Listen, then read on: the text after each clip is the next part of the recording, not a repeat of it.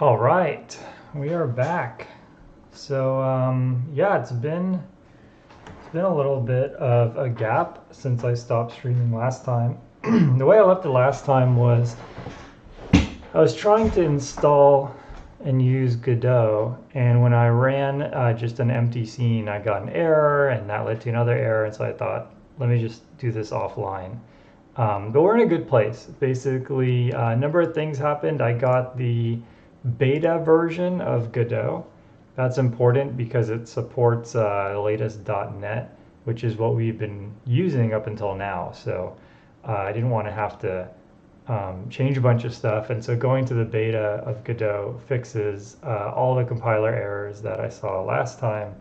And so everything pretty much works. And I'll show you all what we have because it's pretty cool. So here's a level that I made.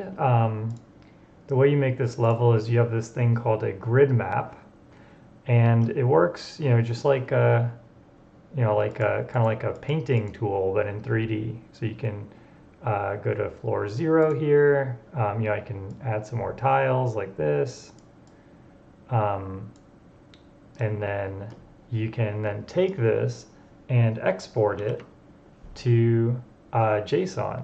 So I have this code here called dump terrain. Looks at the grid map. It gets the cells that are used, so cells that are not empty. And then it goes through those cells. At the moment, I'm just saying every cell that isn't empty is like a full cube. I mean, later on we'll have to do ramps and all these other things, but for now they're just all cubes. And it checks to see if the above the cube, if there's two empty spaces. If there's a cube and then an empty space and an empty space, that means there's enough room for a character to walk on that cube. We mark it as walkable. We add it to this list of all the walkable cells we've seen. We actually add the cell above it as walkable. So if this is a tile or a cube, you're actually walking on top of the cube, right? So that's where this +1 comes from. And so what we end up with back here is something that looks kind of like this. And let me format it.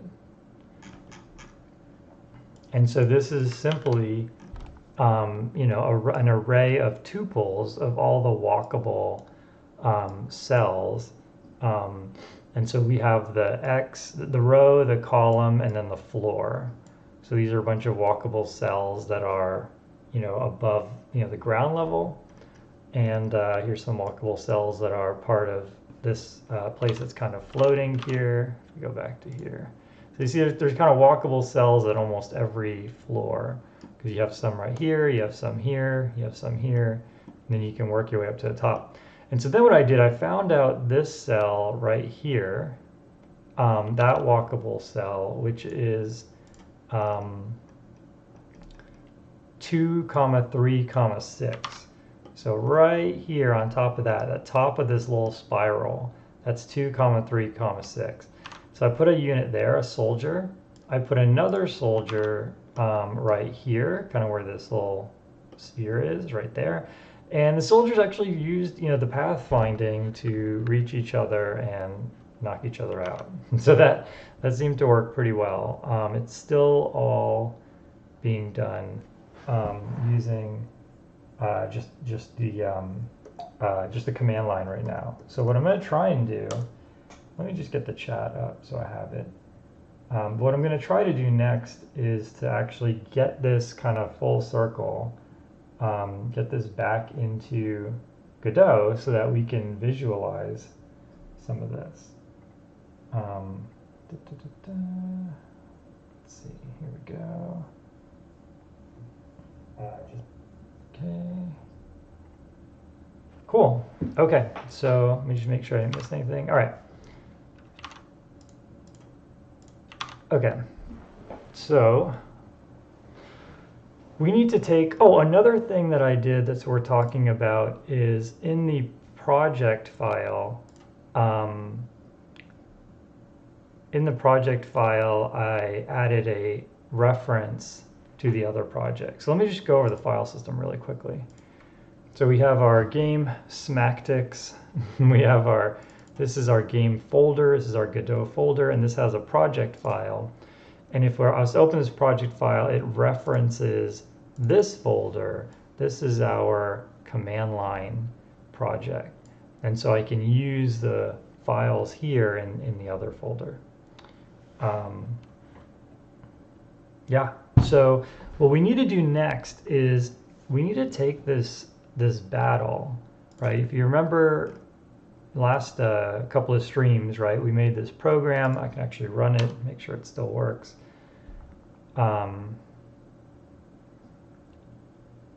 Yeah, I'll actually walk folks through this real quick. So this program puts, you know, somebody in those two places we talked about, and then they start moving towards each other. So this person's on the floor. They go from 0, 0 to 0, 3, which I guess would be like probably like here somewhere, which makes sense, right? So he's going here because he ultimately wants to go up here so that he can go up here and fight this guy. The other person is up high and he goes to column 6. Oh no, actually this is the column. Okay, so the first guy is going here. The second guy is going like here somewhere. And you know, but can't attack because they're not close enough. They get closer. It looks like they meet somewhere in the middle, like I think around here-ish, and then they duke it out. And so what we want to do is we want this to now be in Godot so that we can see it, so we can see this battle, which should hopefully be pretty cool. So so we are in the arena, this is actually just a big flat area. And what we need to do is you know, dump the terrain to that JSON, load it back from JSON into, you know, this new format, and then go ahead and execute that battle. And at the moment, we'll just get it on the command line, but in Godot, and then we can work on doing some animations. I also created a little soldier here. So we have a little soldier that I just created in Blender, and so we'll have a couple of these guys fight. All right, so let's just start by getting, the first thing we need to do is get this grid map exported. So I had this dump terrain, and it's doing it on button press. So just to kind of show you what this looks like, if I run this level editor,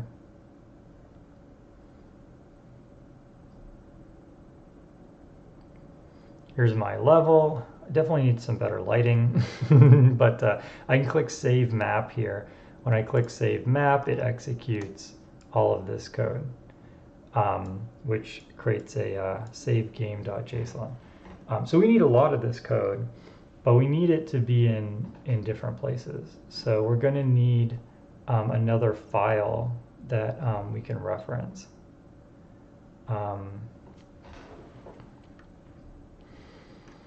Let's see. So I think we need kind of another layer of indirection here.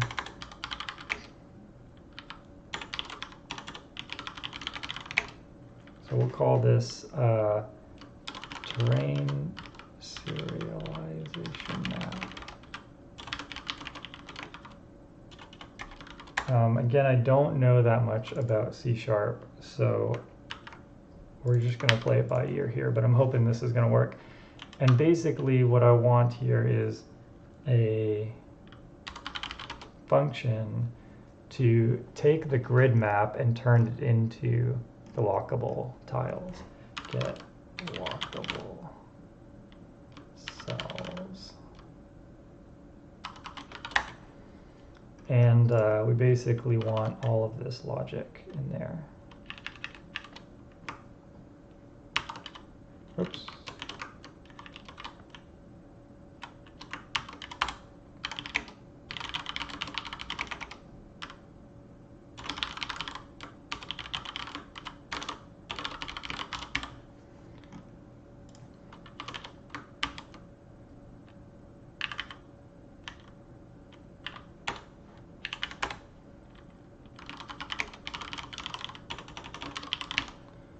This needs probably the type. So this is going to be a list.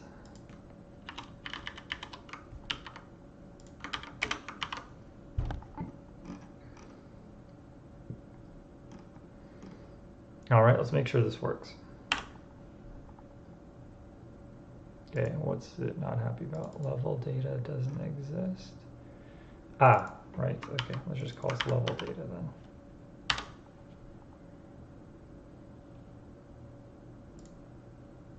Cool, okay, that works.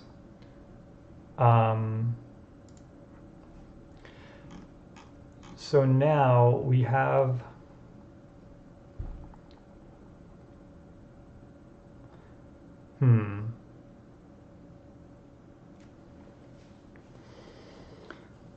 actually, we need this to be in a different file. Can I just make a new file? How does that work? New script. And we'll call this terrain serialization map. Inherits grid map.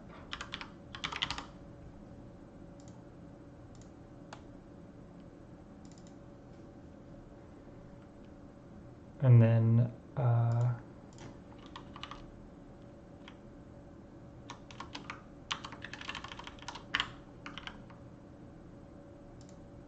all I'm doing is I'm putting this in its own file. Is that going to work, or is Godot going to be unhappy with that? It's not happy with that. What went wrong? An item with the same key has already been added.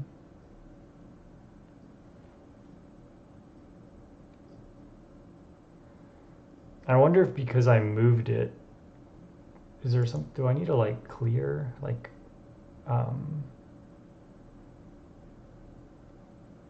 there a way to like clear the cache?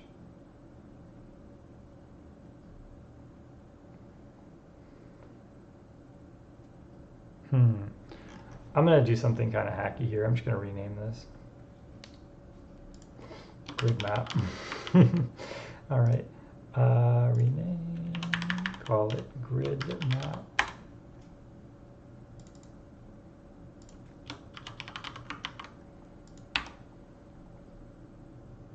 Okay, there we go.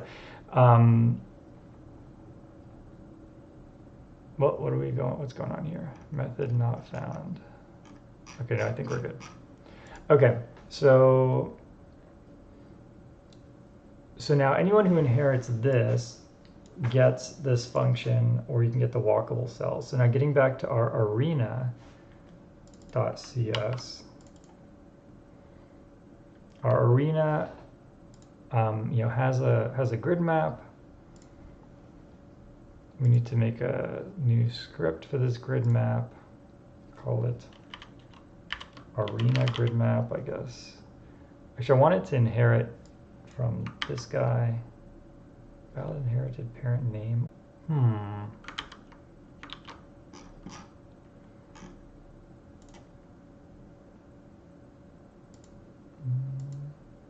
Okay, I think, just sure why I'm getting these errors. Maybe it's because of the beta version of Godot. I'm not totally sure, but so we have our little soldier there, and we have our big grid here that this guy's going to be walking on. Let's go to 3D. Let's take this camera, and it just needs to be much further back. I want to get one of these cool lights like the editor has. I need to figure out how to do that. There we go. Hey, it looks pretty cool. But yeah, when I run it, it doesn't look like that. That's what it looks like. So we need to probably create a light. Add child node. Is there a light node?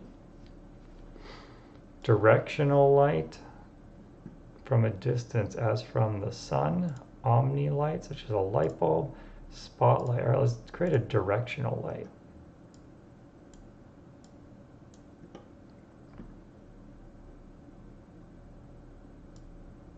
Ooh. That's cool. Okay, let's see what that looks like.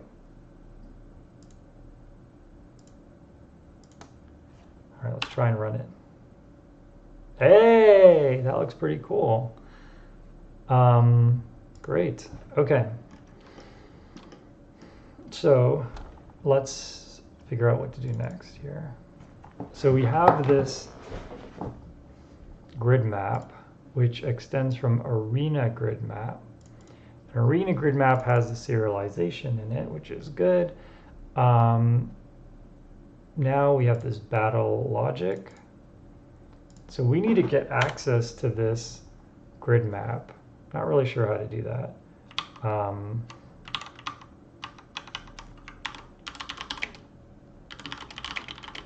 Is there a way to get the node by the name or something? Get node. Get node using only C#. Get tree.root.get node.get node.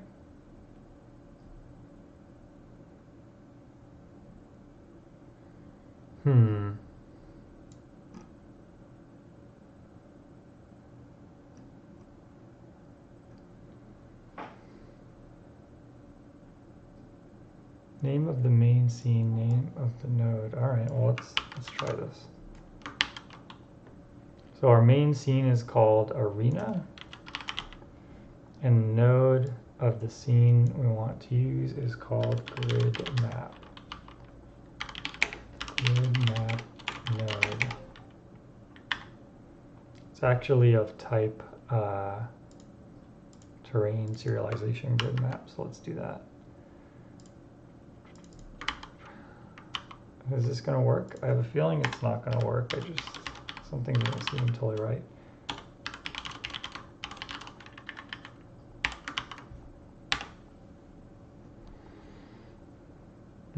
What happened?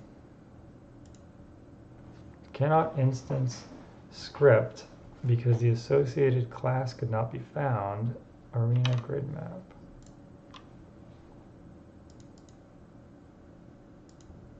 Wait, what?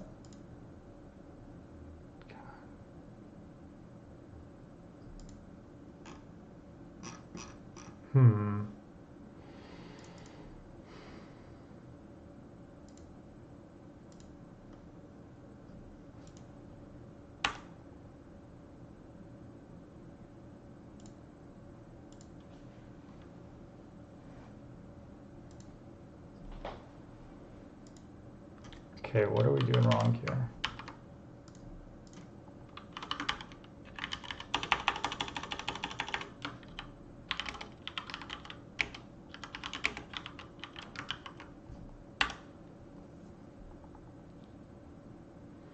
I'm going to try just restarting Godot, see if that fixes it.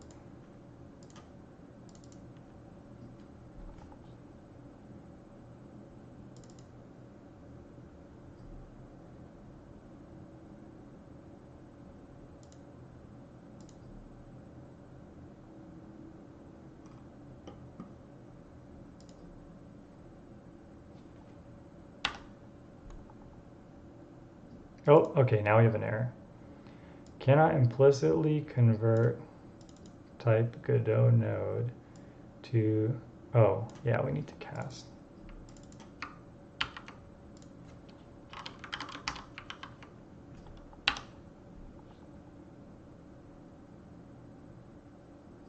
Cool, okay, that worked. Cool, cool, cool, okay. So we have our grid map node.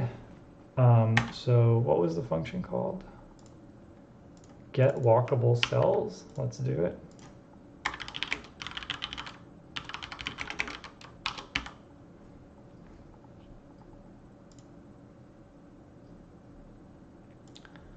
And then we're converting it to JSON. Oh, it looks like I could probably add this back. Oh no, wait, never mind.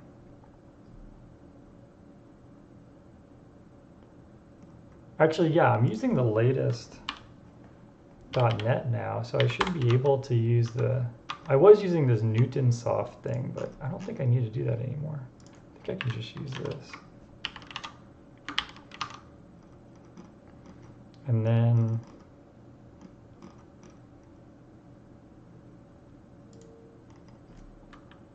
yeah, and then this JSON serializer dot serialize.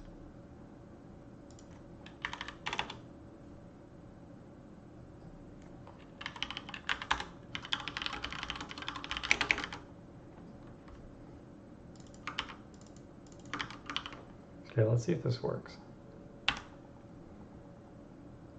What's wrong? Get walkable cells does not exist. Oh. Oh, wait, no. It's this.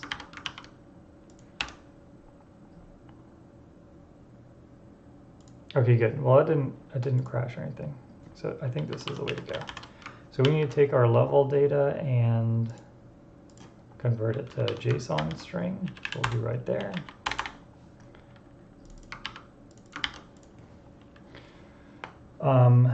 Now you might ask, why am I converting it to JSON just to convert it back? And that's because eventually we'll want to save,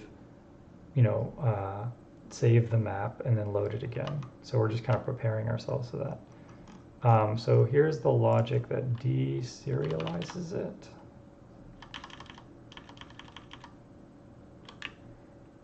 So we basically, at this point, we just take this whole main function pretty much.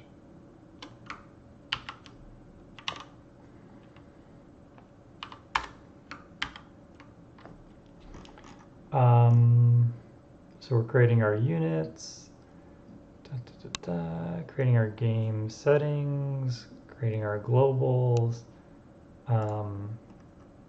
Oh yeah, this include fields thing. I forgot about that. Let me just put that there. We're writing the game settings, sure. Walkable chord. Okay, here we go. So this actually should be walkable chords, I guess. Oh no, actually we'll keep this walkable cells. We'll call this walkable JSON string.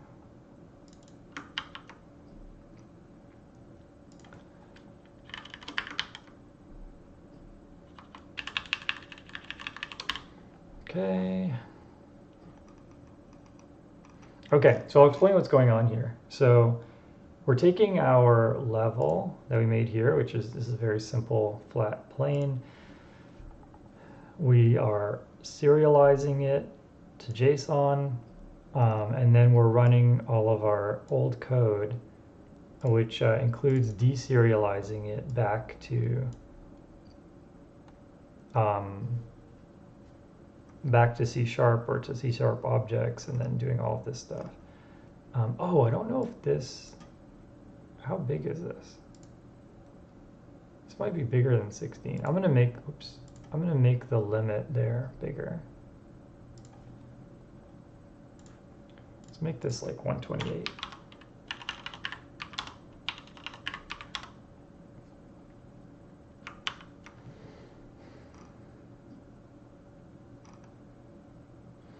All right, well, let's see what errors we get here. Okay, JSON serializer options. We need to bring that in.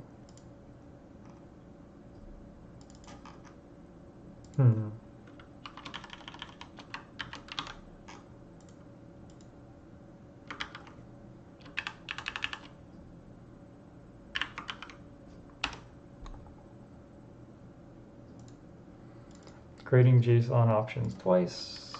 Easy to fix. File does not exist. Ah, right. Godot doesn't use file, so actually, maybe I can just put it in here. I know it's not very Godot-like to use the C# file, but oh, cool, that works. Oh yeah, and also the generics, they don't come automatically.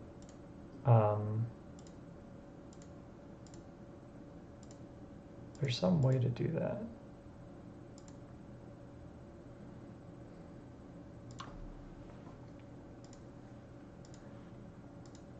There's some, is it here? Ah, yeah, system.collections.generic. I think we can just put this using here or here. That should work.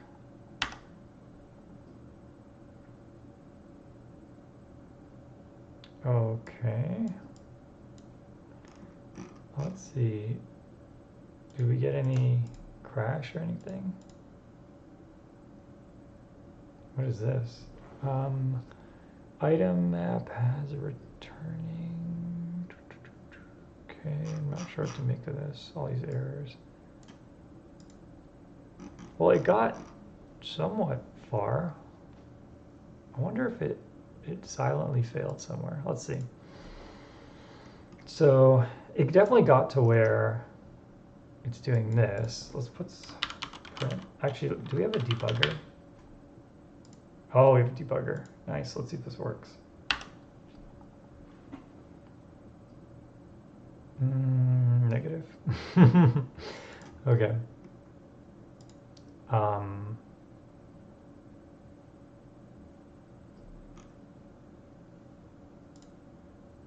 Let's put a debug there.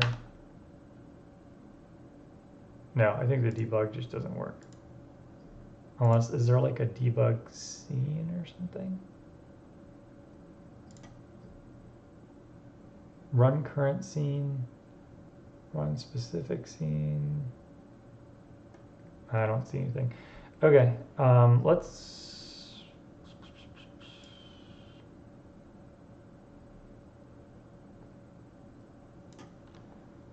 let me make sure that this battle logic is running. Running battle logic.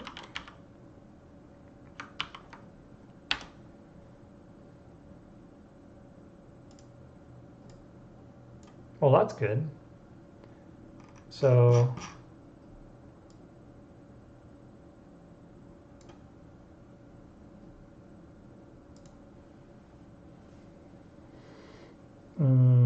so we're getting somewhere. I don't know why these breakpoints are not working.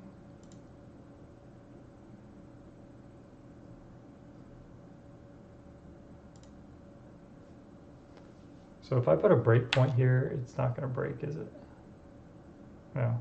Okay, maybe it's part of being beta, but so we'll have to debug this the hard way. Let's start by cleaning up all these prints.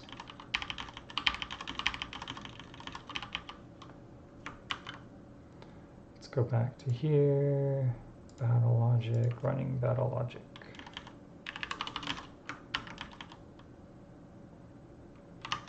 Is there a way to get the current line of the file? Get line of source code. How do I get the current line number?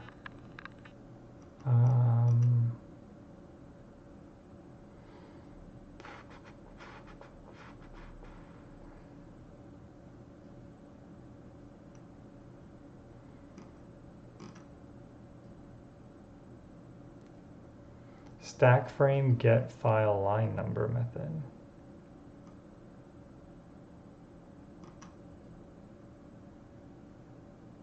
Oh, this looks cool. Caller line number, caller file path. Caller. Okay, let's try this. I'm not totally sure how this is going to work. Is that going to compile? No. Yeah, no, that doesn't work. All right, well, maybe I can. Yeah, I'll have to move this into a new function. Start battle.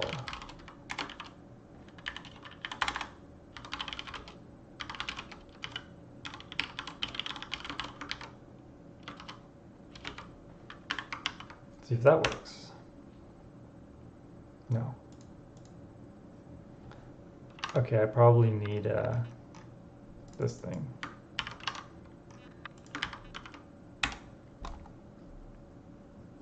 Oh, it ran. Okay, so now if I want to call in file path, colon calling file line number. Is that gonna work? Oh, that's freaking awesome. Okay, this is really great. Okay, really happy with this. Yeah, so now we just put this everywhere, find out what's happening. My guess is maybe right here where we're using the file, like Godot is not happy with that, my guess, but we'll find out. All right, let's see.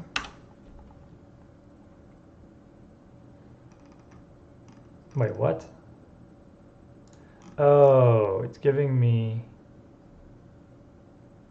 call. Oh no, I wanted.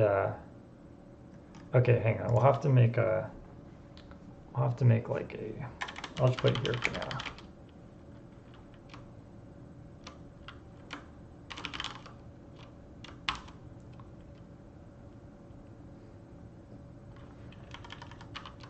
Okay, now I understand what this is doing. That makes more sense actually.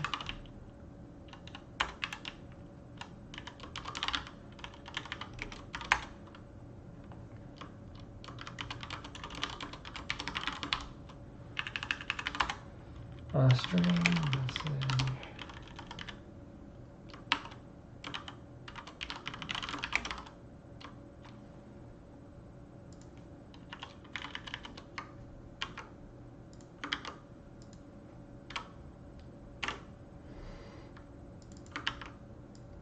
Can I do this? Nice.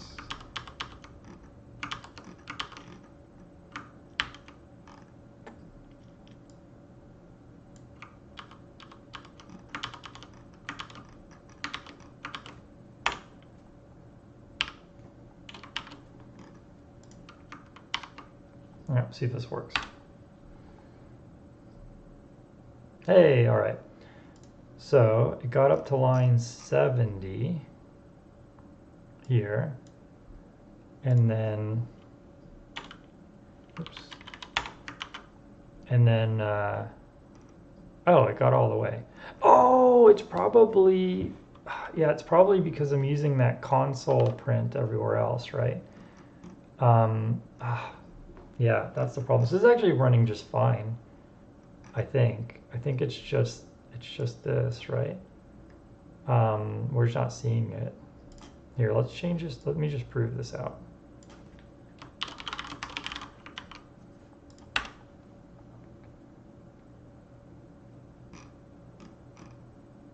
Okay, maybe not.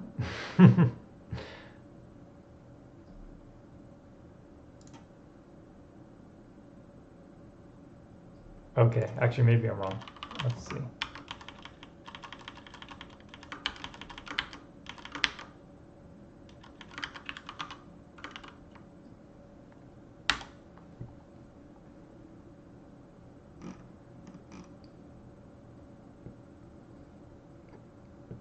Okay, it is dying at 70. Interesting. It's dying at 70. It's not making it to 82 here. Is it this util that's unhappy? Let's see.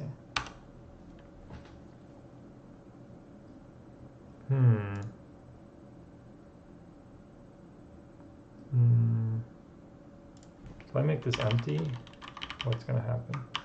Oh, you know what the problem is? I think the problem is that we have unit twice. This needs to be like, I think this is the problem. Can I rename this? Yeah, unit. Maybe that's the problem.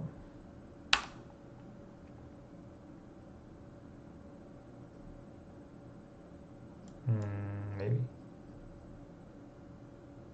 Maybe not. It's not doing anything.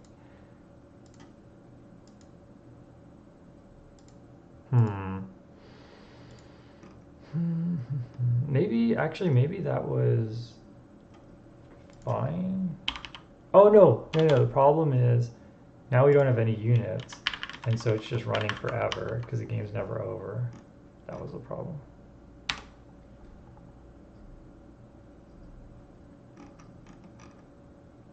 Yeah, it's still ending right there, huh? Okay, well, let's see what it's not happy about.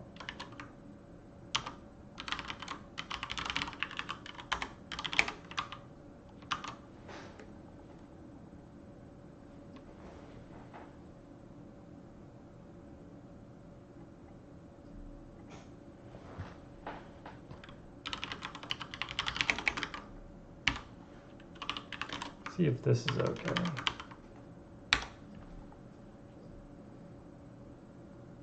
Okay, well, it created the unit fine. It's like almost unhappy with this somehow. So let's.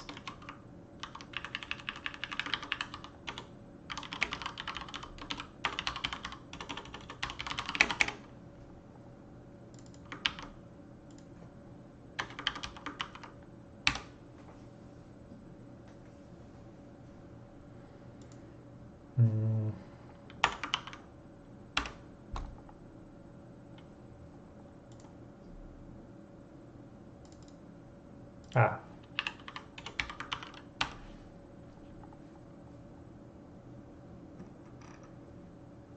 Okay, so it got to 70. Oh, but it didn't get. Oh, okay. Something is wrong with the second soldier somehow.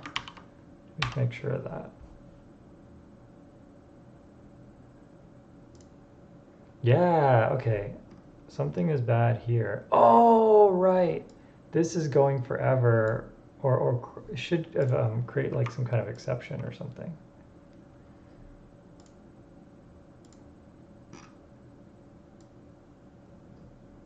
Okay, here's what's going on is I'm using the chords from the last map, and so it's throwing an exception, but we're not getting the exception. So let's find out how to throw exceptions in Godot.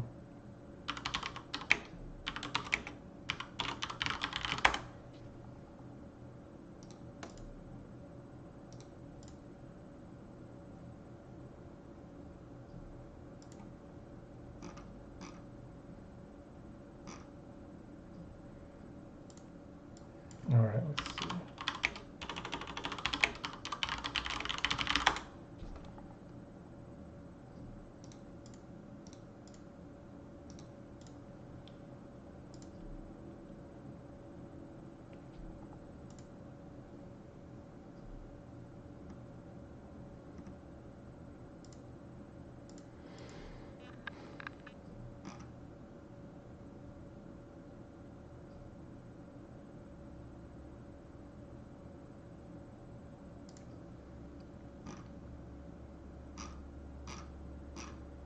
Okay, so throwing exceptions looks like it's not going to work. How else do we handle errors?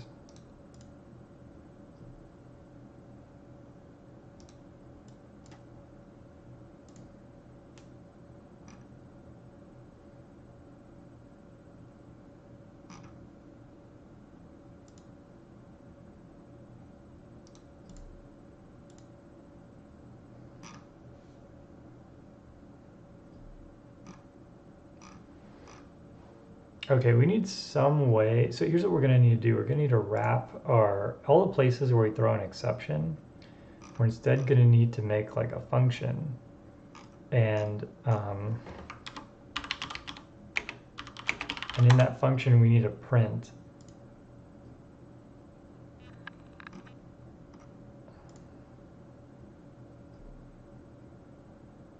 Yeah, we need to print like print in like really big bright letters or something. Like print something that says, "We are in big trouble. Oh no."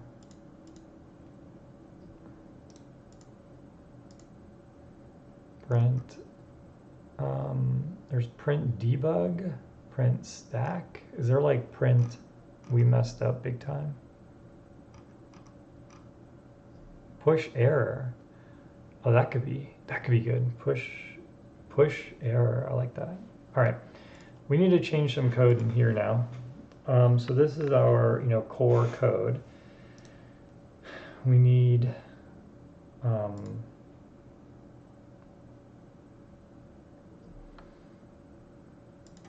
we had like a globals at some point, didn't we?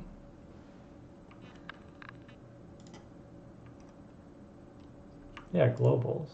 Oh, it's part of game settings. Yeah, we should move that into globals.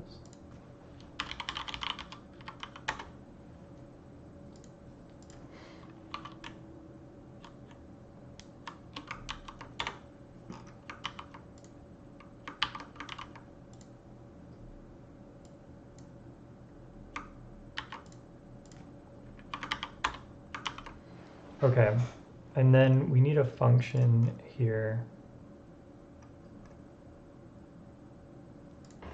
We'll just do a globals dot exception.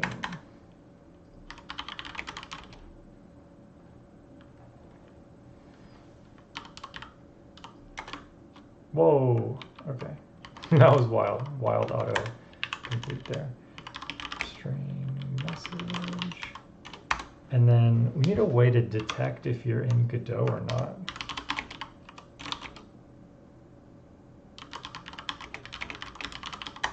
How can we do that? No, not detect collision. We need to like check if using exists.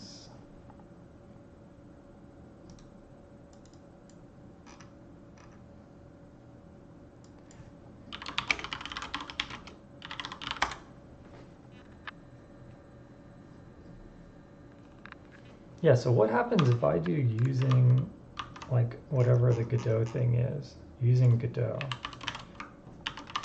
That's just going to be like a compiler error, right, if I do it here. Oops. Yeah, could not be found. I need a way to like, at runtime, check and see if Godot exists.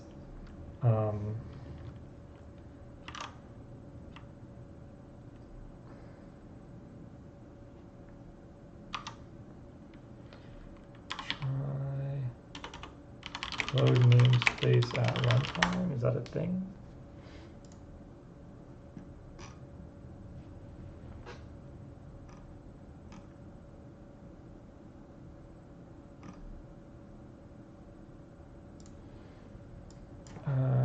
Check if class exists at, check if class exists in assembly. Ah, okay. I think this is a good spot.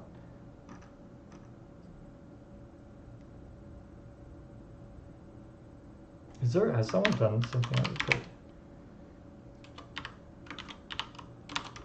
Check if running inside Godot.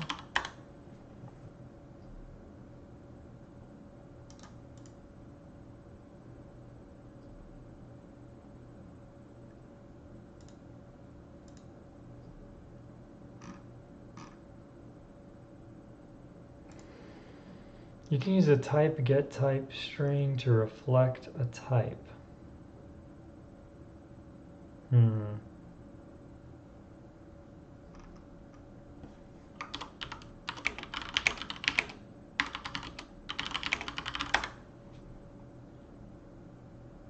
Okay, this is getting really complicated. So I'm going to do something much simpler than this. I'm just going to create a attribute here, public. How can we do this? We need a way to, like at runtime, kind of inject, if we're running in Godot, kind of inject. If we're running in Godot, then we need to run gd.print. Otherwise, how are we going to pull this off?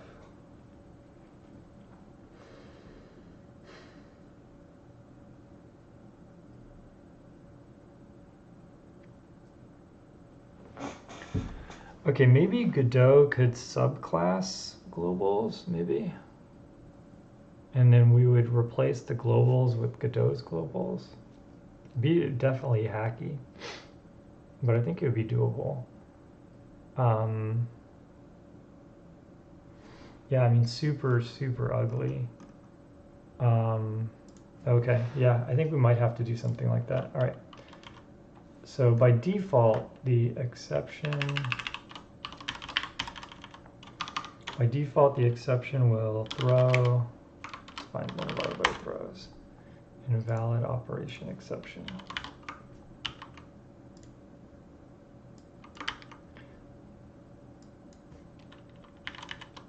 And we can use our trick that we learned earlier.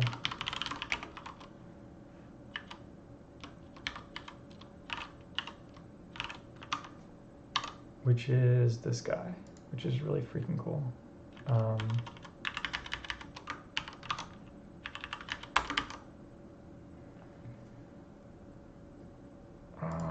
I don't know if we need the method. We'll just stay without that. Okay, we need this to be able to do that. Let's put it there. Okay.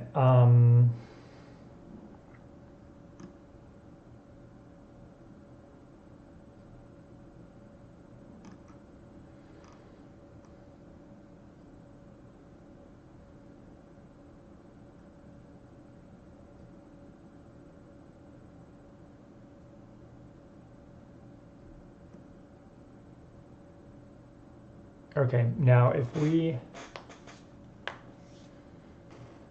need to create our own version of this in Godot. So we want to create, we'll make a folder here called scripts. And in here we'll create a new script, call it Godot Globals. Call it G Globals, keep it short.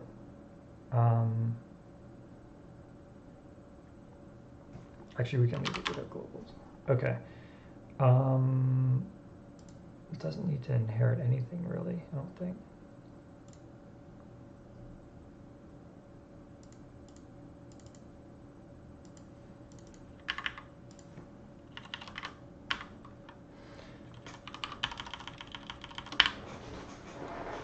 It actually needs to inherit from globals.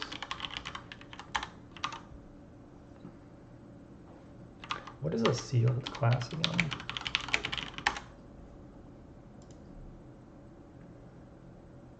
Ah, okay, let's not do that then. Okay, so we actually do need a special type of globals. It's kind of wild. Okay, so we're gonna override this exception.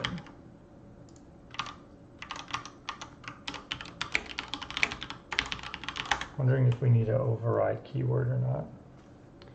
Override modifier. Da, da, da, da. Yes, we do.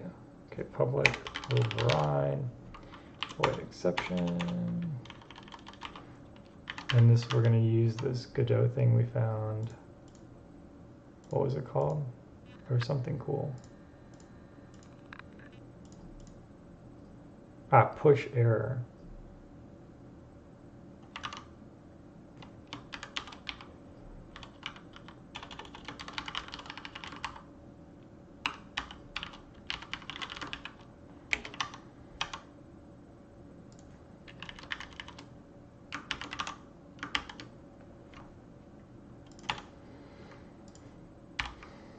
Okay, now I have to do something really, really ugly. We need to actually override, well, we need a, yeah, actually we need this.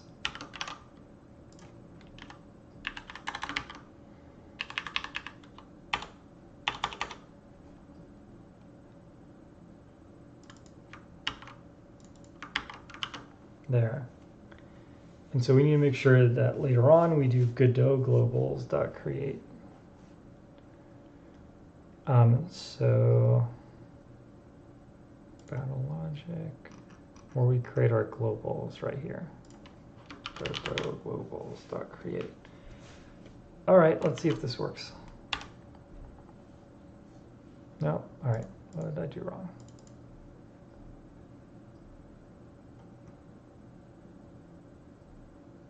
Ah.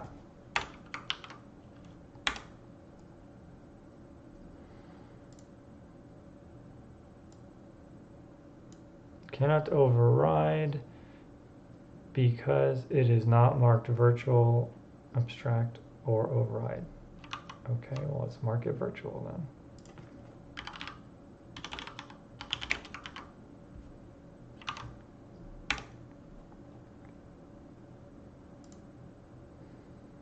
Ah, okay, we need this stuff.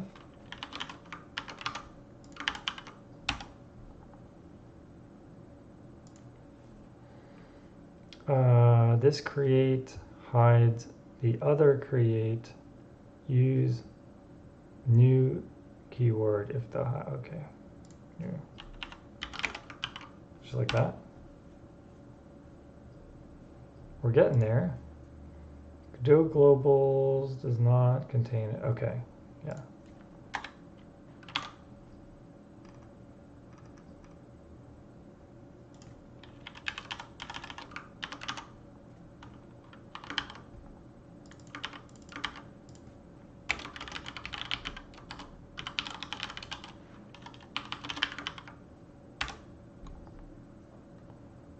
Ah, keep doing this. It's base and C sharp.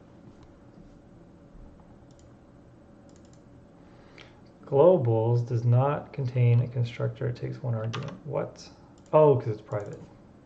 Ah, I need to make it. Is the C sharp have protected? Oh, nice. Okay, I can make it protected.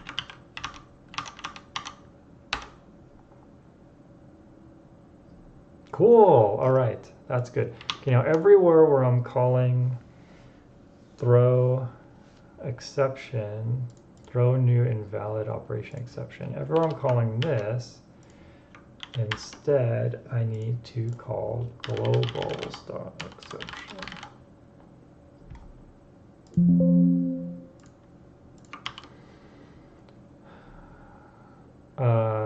No, I messed that up. Okay, everywhere I'm calling globals.exception, I actually need to call. I'm gonna change this to just I, otherwise it gets too gnarly. Where are we?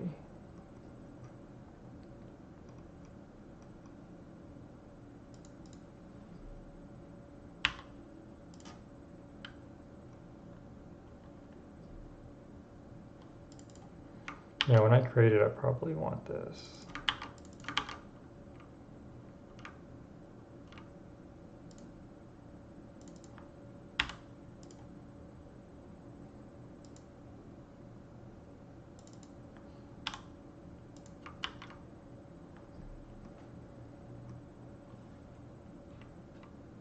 What happened here? Config, file, what? Oh, shoot. Okay, and then we need to change something here too, right? Yeah. We just call this I, just to make it smaller.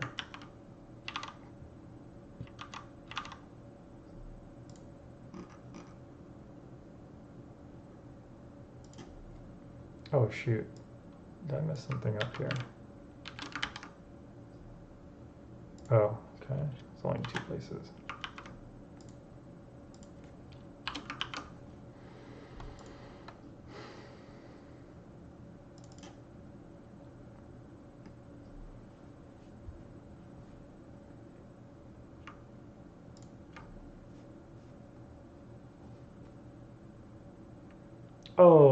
Oh, I see the problem.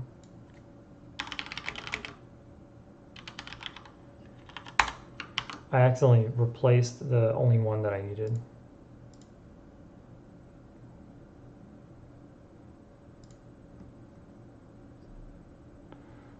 Okay.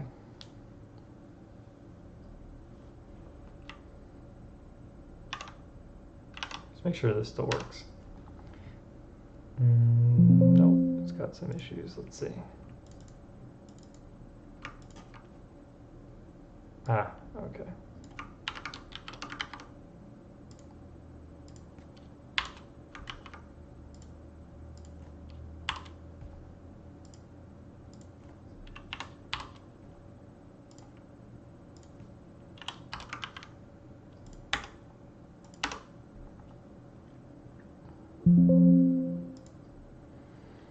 Okay. This is now just I.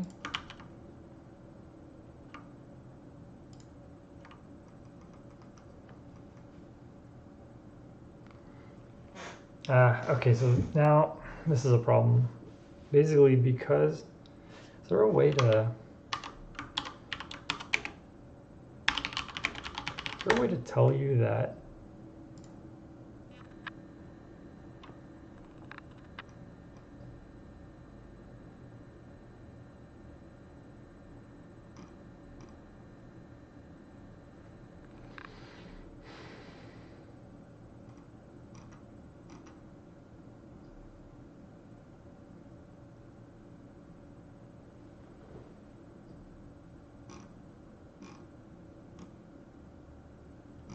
there needs to be a way to say that, you know, look, we're going to definitely throw an exception here.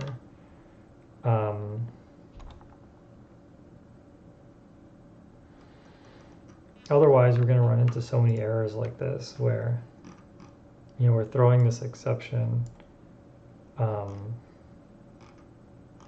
but the compiler doesn't know it because the compiler doesn't realize that this function here is guaranteed to throw something.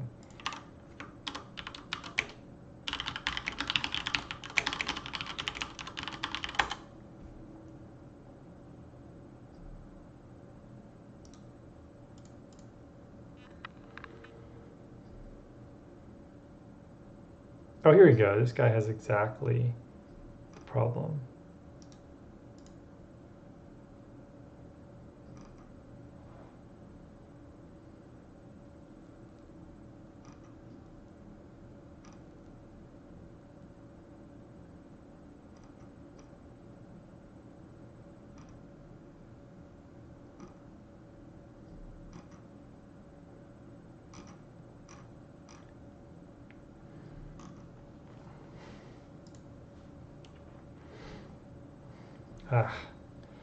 Well, okay, here's what we're gonna have to do. We're gonna have to return an exception.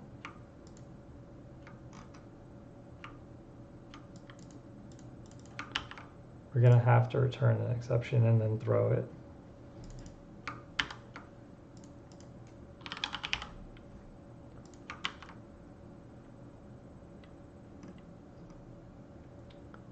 So, wrong here? Oh, right. Okay, so all these places we have global.i.exception. I actually want to throw that.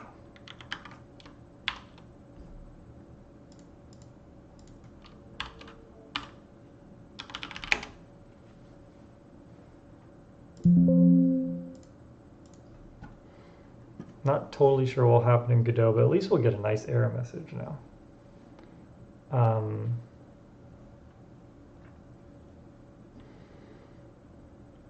So in Godot, when we call exception, where are we? Here we go. We need to actually call the base class. How do we do that? C# function override call base function. Is it the same as? Yeah, okay.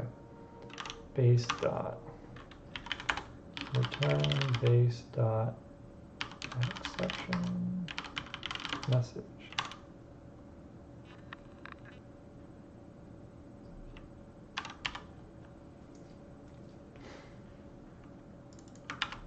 Okay, we need all of these, otherwise we'll get the we'll get this file for everything.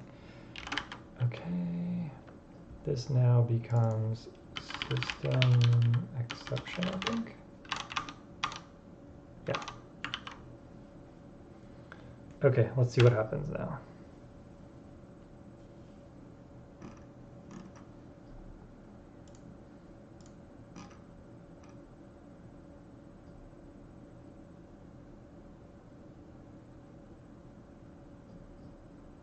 Could not find, oh, here's my exception. Nice.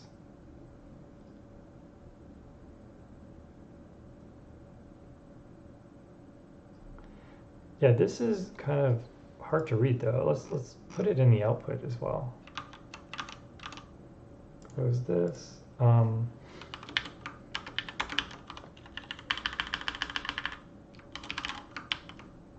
let's try that again.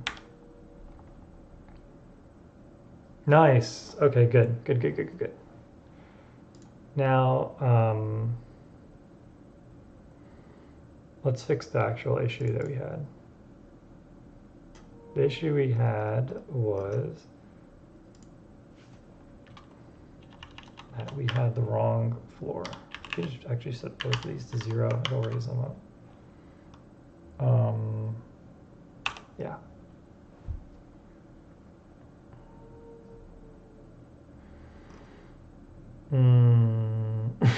No, I'm not sure what happened there. Debug session closed. Oh yeah, because we put the system exit, remember? We have this really weird thing where we exit the program completely when the battle's over.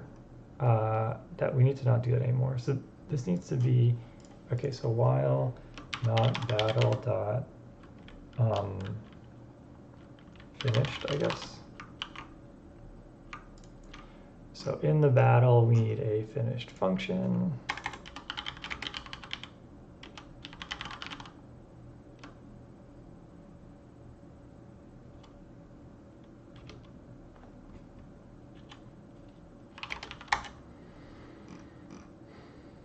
Actually, it could be a property. How do you do properties again?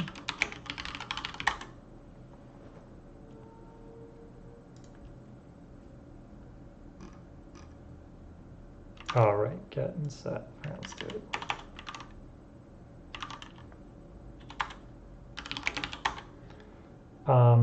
So to know if a battle is over, the way we did it here was if we couldn't find an enemy.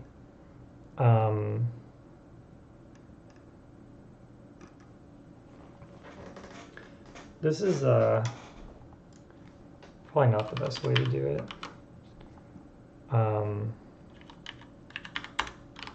Return.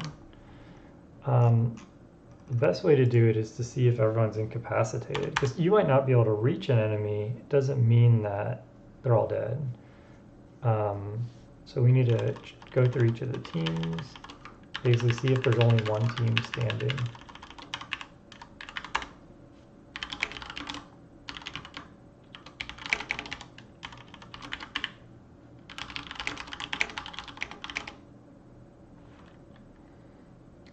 No, wait, hang on. We don't actually have an easy way to get all the units for a team. Probably need to build that.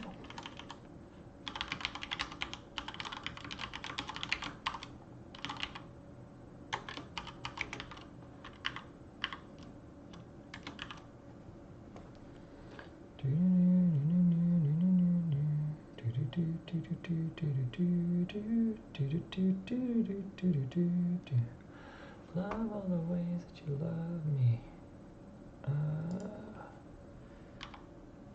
I think we'll just use the ID.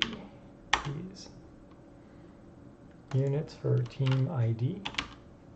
Or I'll just use units for team values. So this gets us all the units for a particular team. If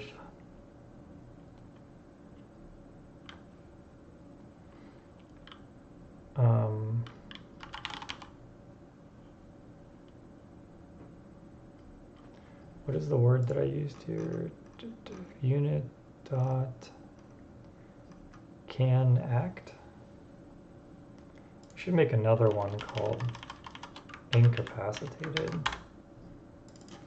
Incapacitated.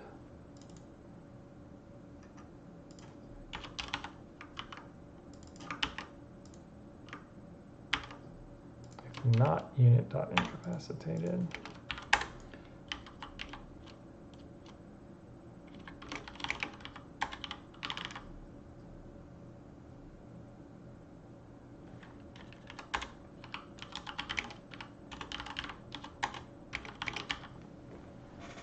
I guess if there's no teams alive, like it's a double KO or something, we're also done.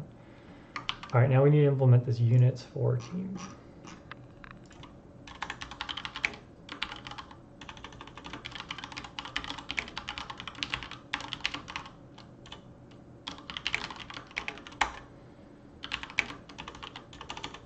For each unit in units.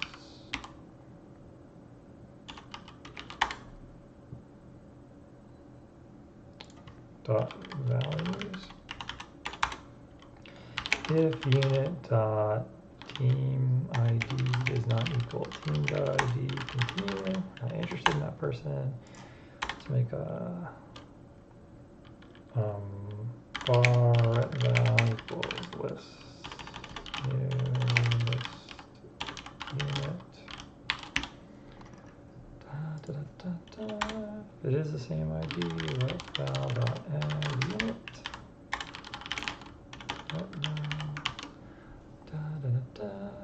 Get back to our battle. So we keep going till the battle's finished. All these console write lines also need to change. We need to go to globals. We need to make a log function.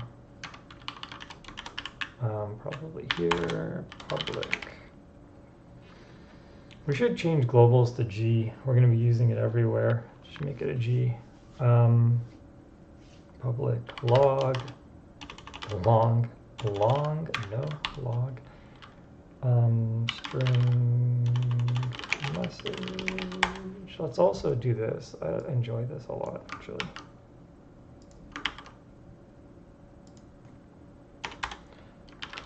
Console.writeLine. And we want to write this.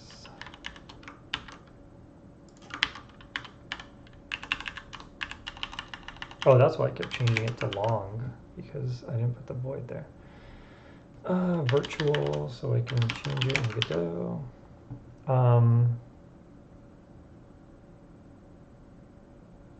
Yeah, okay, and we're going to change globals to just G.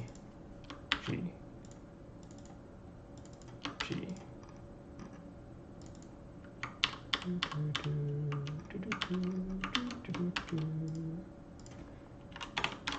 use globals before we were ready.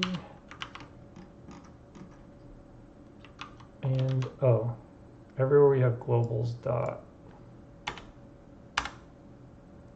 should be G dot.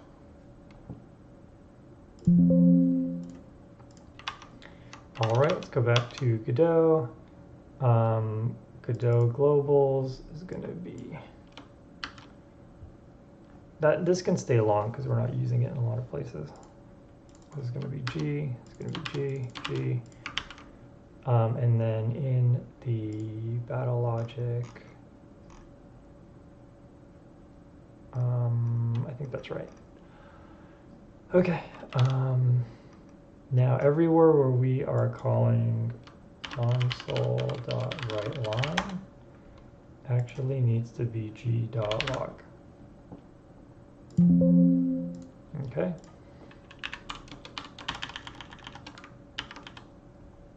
Oh, except here, console.writeLine. Now in our Godot globals, it's going to be a little different. We are going to call gd.print. This is going to be override. All right, let's see if this all works. Run the regular one. Errors, no problemo. What is the problem? It's not g.log, g.i.log.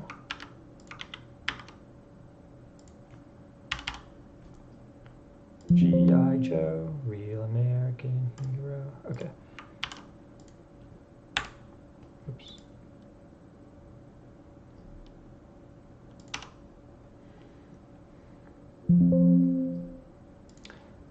Oops, I turned this into a property. It's not a method.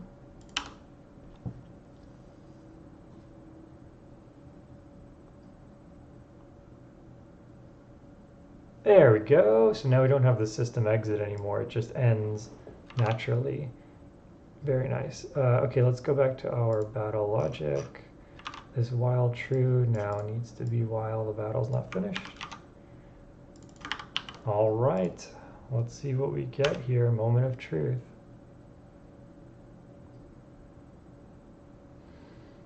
Yeah, well, so it did all of the sleeping and everything and all of that, so we probably don't need that. We probably don't need this. But overall, I think we're in really good shape here. Nice. Nice. So We got all our turns here, soldiers' turns, blah, blah, blah. This guy got knocked out. You got knocked out. And round's over. This is beautiful. Really, really freaking nice. Okay. Okay, so now we need to bring in these units somehow. So we need to create, I don't want this unit scene here actually, delete this. We need to create the unit dynamically. So like at here when we decided, oh, and we can move this back where it belongs. So when we create a unit, oops. When we create a unit, we need to basically create the Godot version of it.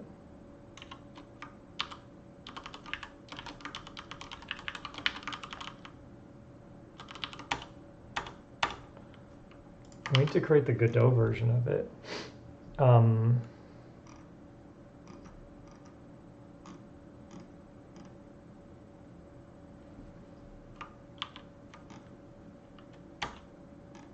Wait, did something bad happen when I did this?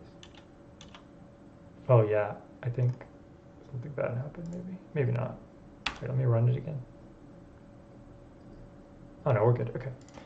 So let's think about this. So right now when we're creating a unit, we're creating like the abstraction of the unit. But we need actually the Godot unit to have this unit in it and to actually create the Godot unit. Yeah, so let's pivot a little bit to looking at units, how we're going to do that. So here's our unit scene. It's got a units object in it. We'll call this the is this like a mesh, I guess? Or it's the like imported, I'll call it mesh. So at this point we need like the logic of the unit. I think that can go right here at the highest level. New script, unit.cs. I'm going to make this unit. I'm going to actually call this a unit scene. So otherwise, there's going to be too many units. Too many units. Unit, new script.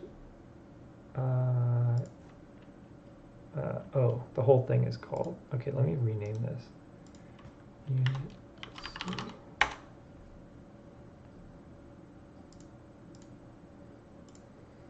Okay. It's a Node 3D type, that's fine.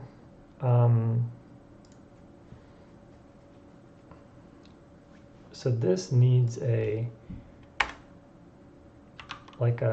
unit, like an actual in-game unit attached to it.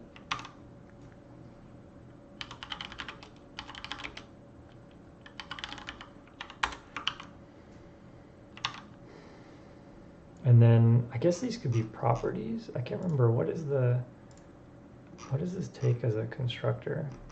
It takes the map, takes the name of the unit, raise to nearest walkable floor, the coordinate.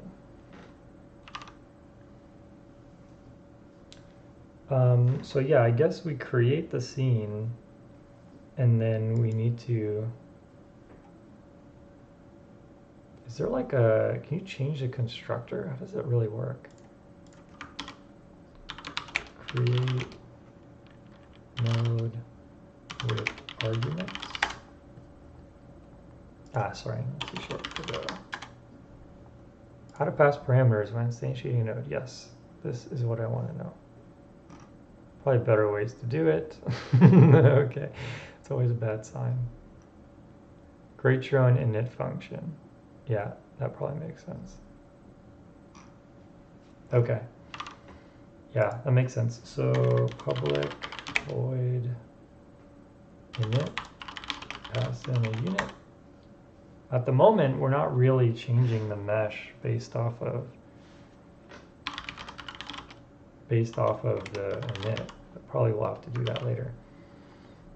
So, okay, that all makes sense. Unit scene, node 3D. So now if I go back to battle logic here,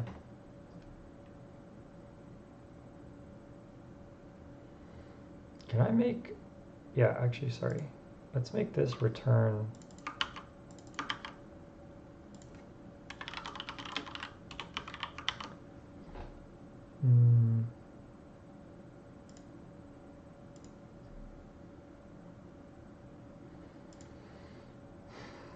So now, how do we make one of these? Preload.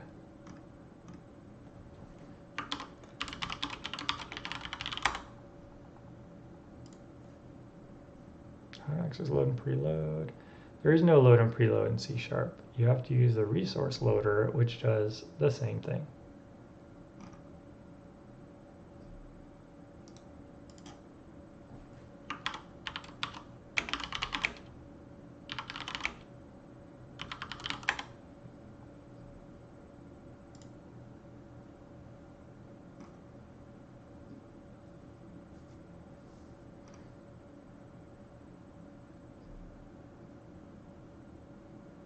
Okay, this looks good.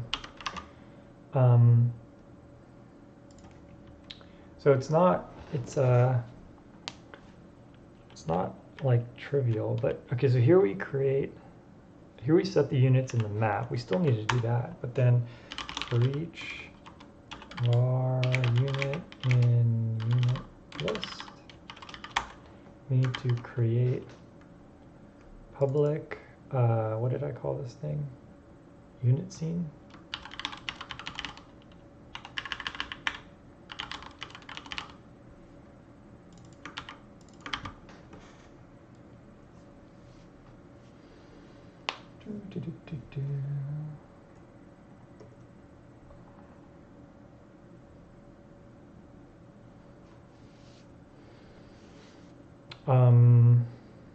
And then this is going to be res battle unit scene.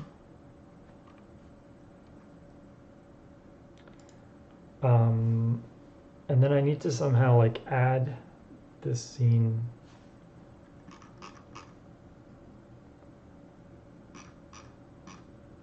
to my parent. Godot get parent node. How do you do that? How do you get the root parent from a child node?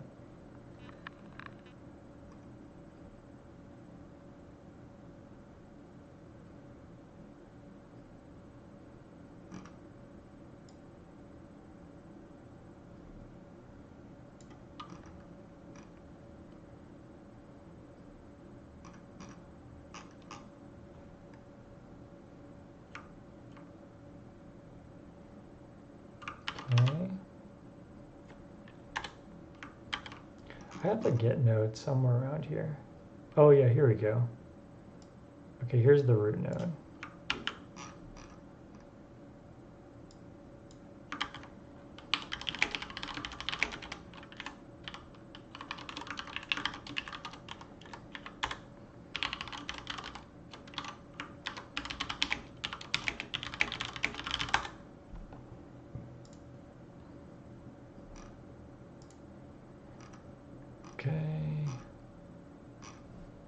Creating nodes.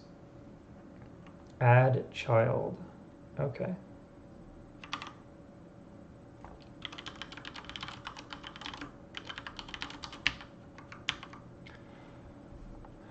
Now, oh yeah, unit scene dot init unit. All right, let's see if this even compiles. Yeah, no. Okay, what did I do wrong?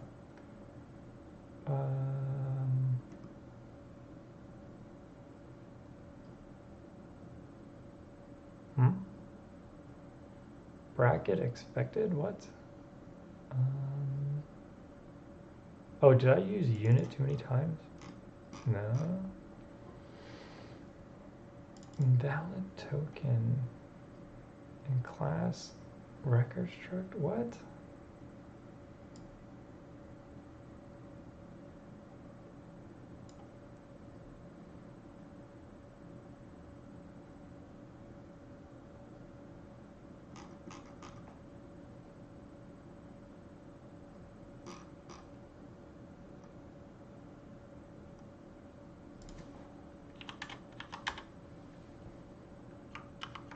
I don't understand that.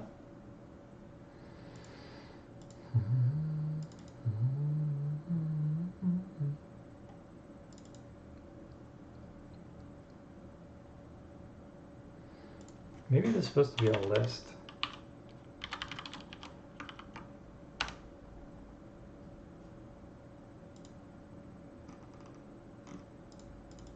No, it's not happy about something.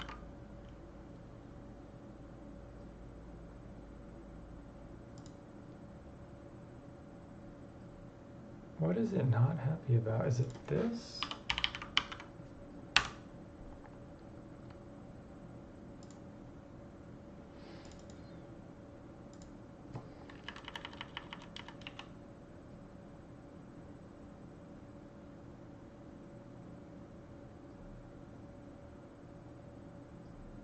Not really sure. For each. What if I do unit?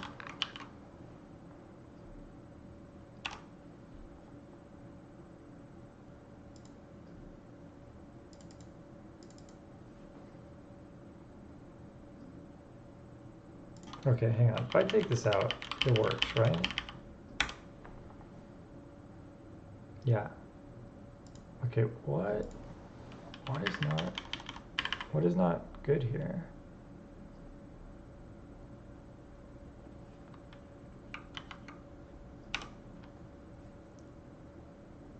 Oh, now, wait, what? Okay, now it works. Oh, there's public. There's no need to do public. That was probably confusing it. Ah, okay. That was a weird way of telling me that error. Okay. All right, let's take a look. Root node does not exist. Okay, right.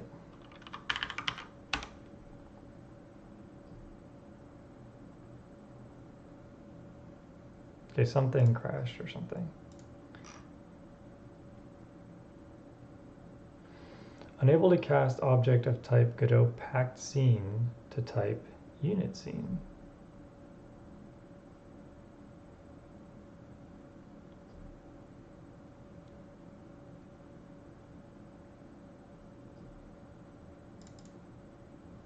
Let's take a look. So unit scene does have the script unit scene attached to it.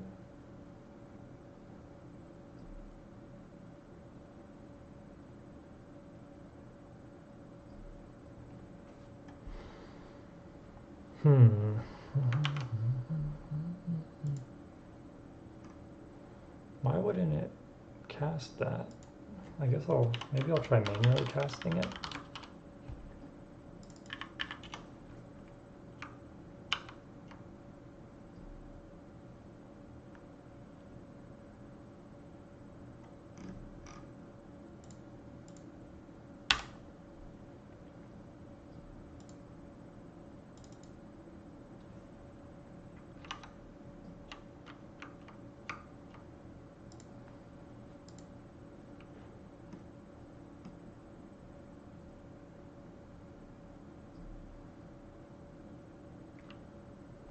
Oh, you have to call this dot instance, I think. Oh, okay, hang on.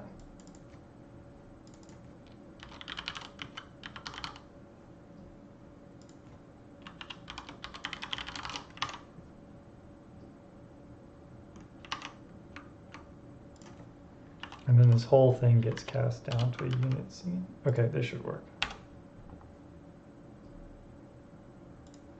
Pack scene does not contain a definition of instance.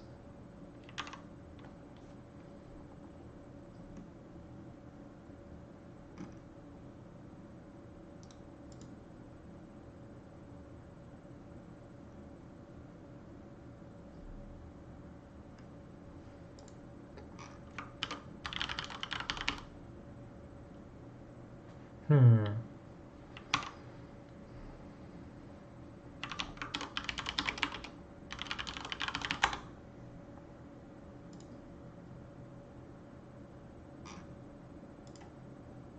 I need the latest version. Oops. Latest. Packed zine. Oh, instantiate. They changed it to instantiate.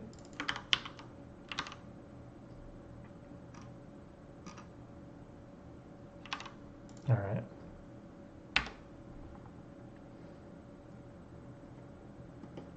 I don't see. Do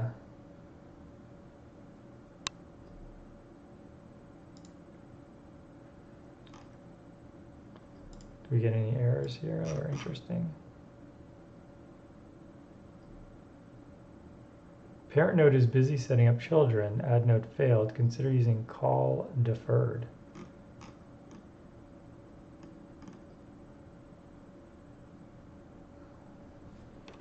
Yeah, we probably need something after ready. So what are all these other errors? Why do you have 300 freaking errors? Requested for non-existent mesh library item 3?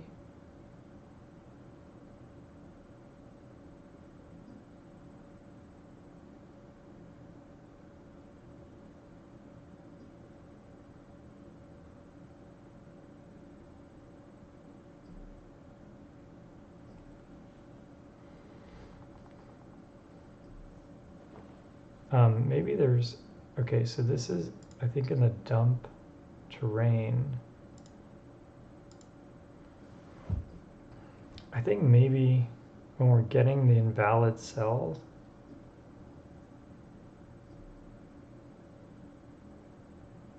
it's throwing exceptions maybe.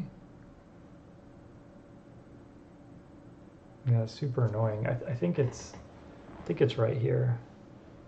When we get the empty cell, I think Godot is just printing for that. I'll worry about that later. All right. So call deferred. Yeah, we really need, I think, not to do this inside of ready. We need to do it sometime after.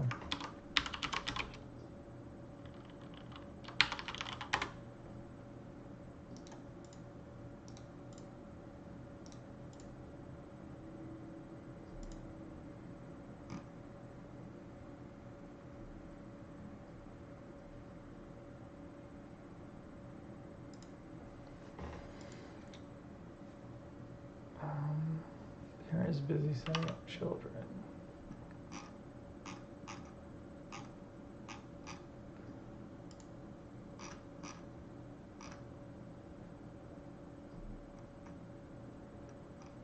Is there something that's basically like when the node is finished setting up, Godot run when finished setting up?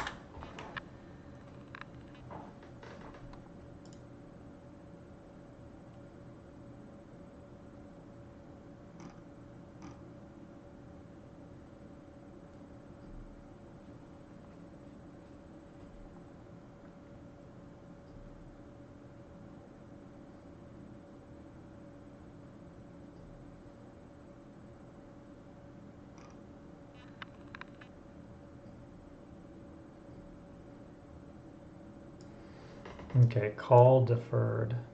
That's what we need to do, I think. Godot C# call deferred.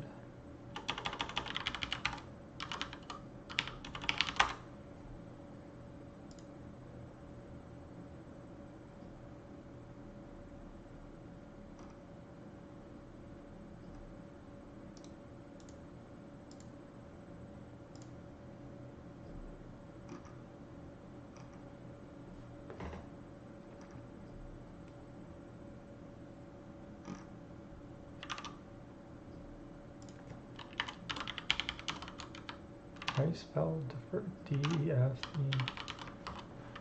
Okay, is it something like that?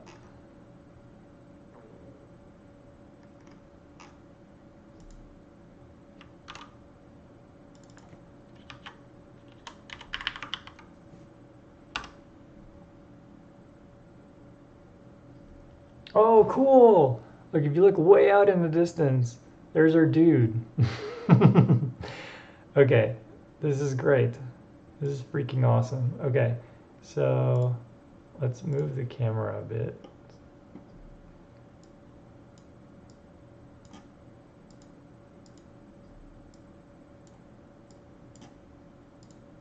There we go.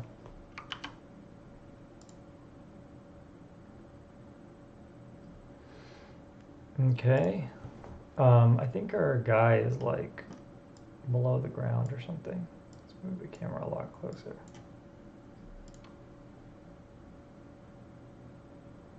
Yeah, okay, so we need to take care of some stuff here. So first things first, in our unit code, when we create the unit, we need to set the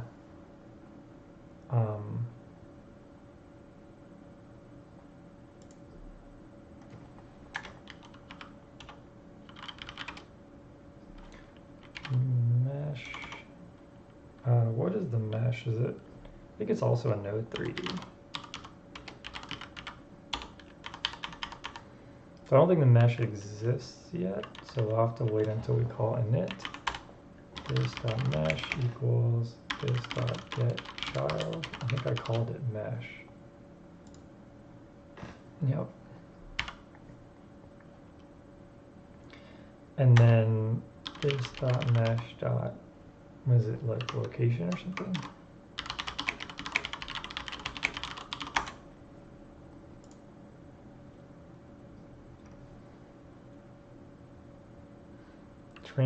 Transform.origin.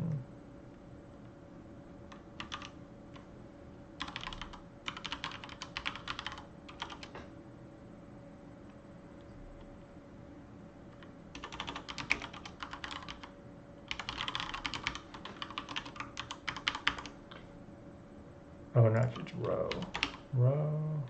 Is it row or R? I think it's R. Yeah. And then the Z is actually the column. Oh, no, wait. No, actually, the Z should be the row. The X should be the column, right? And then the floor, the Y should be the floor. All right, let's see if this compiles.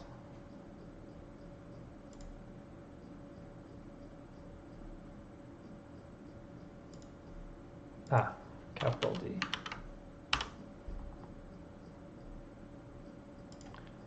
Cannot convert from string to int. Okay, how do we do that get child again? Oh, it's called get node.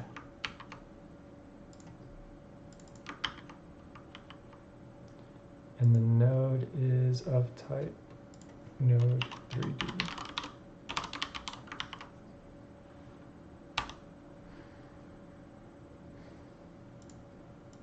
Node 3D does not contain a definition of transform. Hello, node 3D. C#.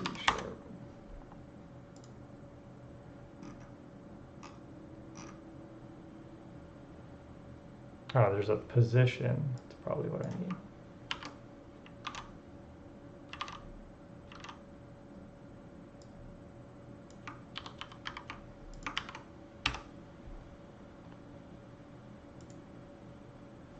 No.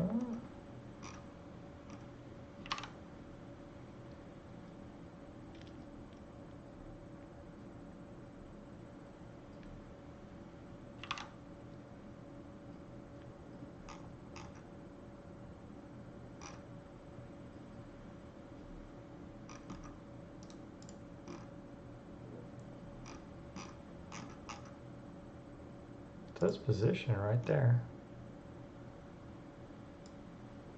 Set position.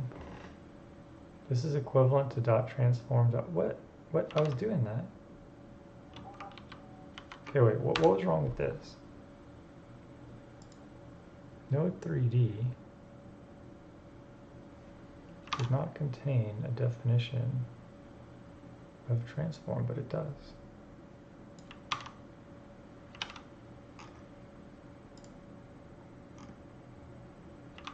What am I missing here? Okay, core does not have R. That's probably a dumb mistake. It is row, column, and floor. Okay, row, column.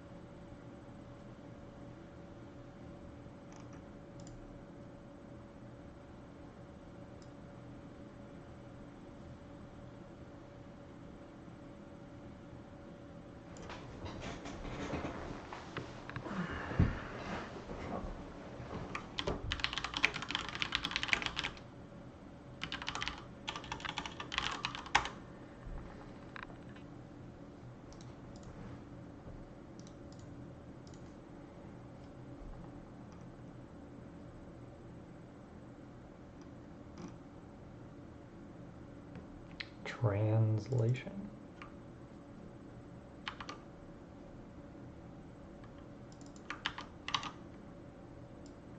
Is that right?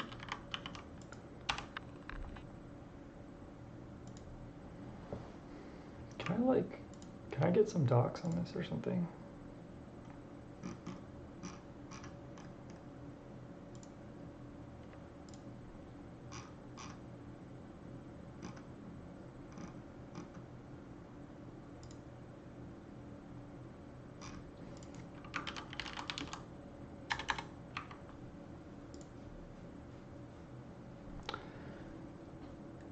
Yeah, I mean, person who's watching, if you know anything about Godot, I think we have one watcher. If you know anything about Godot, it'd be awesome if you could tell me why this isn't working. I mean, I could try calling set, where is it? Set position or something. Well, let's print this. Is this going to be null? Oh my god, it's going to be so frustrating if this is null.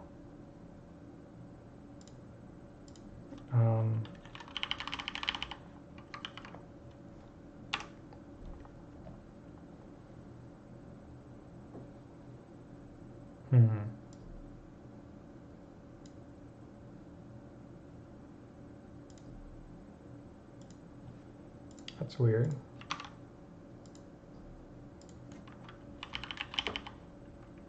Something strange is going on. Let's try this.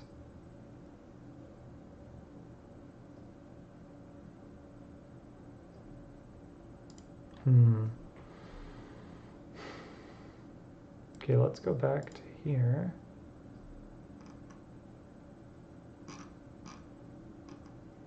And let's get rid of these.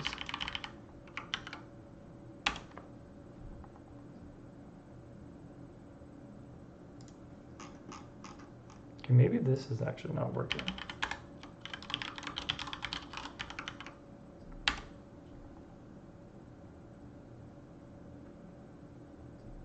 I was just very unhappy for some reason. Oh, because I'm running the unit scene. Sorry. Should be running the arena. Okay. We got back to normalcy here. Hang on.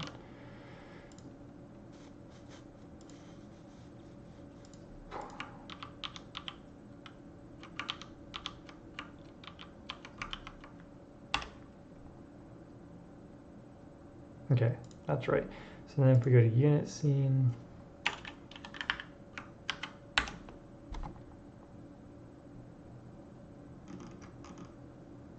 okay, we got some node 3D.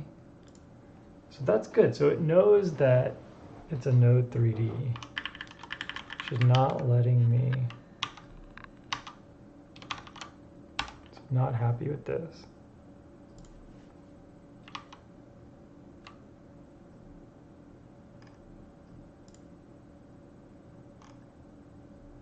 If I call set identity, what happens?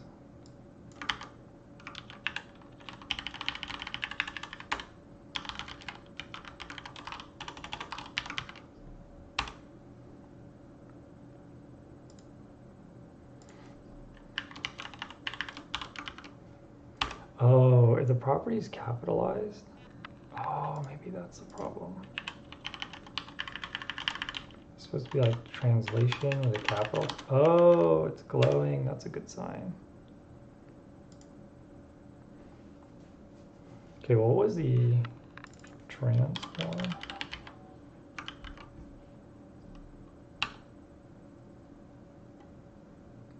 Okay, we got it. It was a capitalization issue. A transform does not contain a definition for origin. Lowercase origin cannot modify the return value of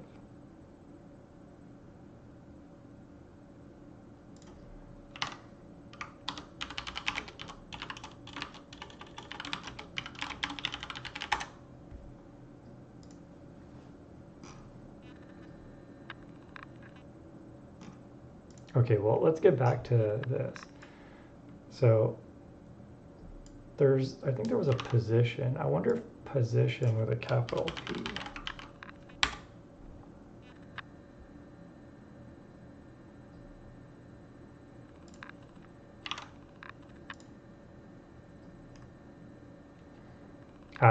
Okay, so position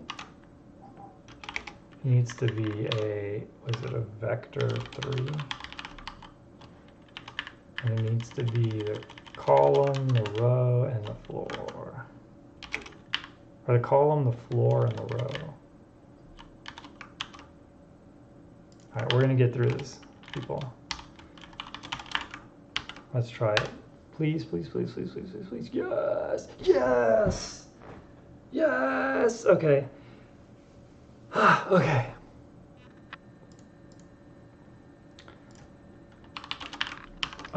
Okay. So we have the meshes being put in their initial position. Of course, they're not. There's no logic to like update the position or anything. We have to do all of that. But at least it's being set. I have a feeling it needs to be offset. Let's see.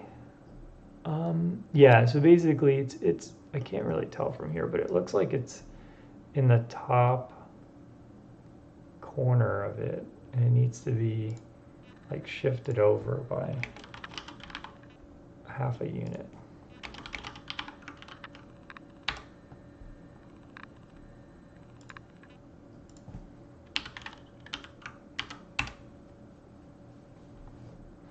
Yeah, there we go. Okay. Okay, so now we need, this is where it gets kind of interesting. So now, when the units are moving and hitting each other and stuff, we can't just print to the screen anymore. Now we need to, actually show all of that stuff.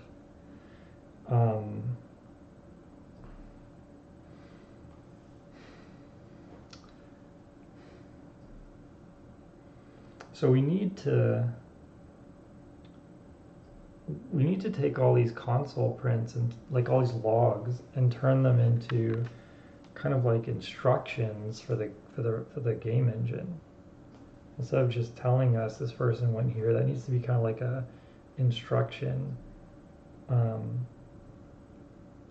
So yeah, I mean, I'm gonna probably put a bookmark in this, but one thing I need to do, I can already tell, I need to get the paths.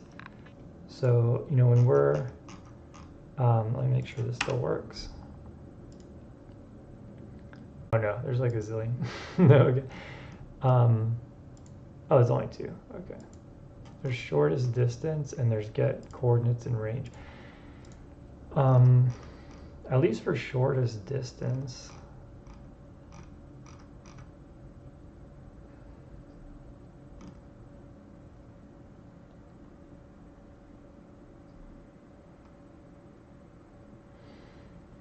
Yeah, the movement distance, which I think calls shortest distance, needs to give us not just the distance, but also the path. So let's start here. Public tuple int and a list of coordinates.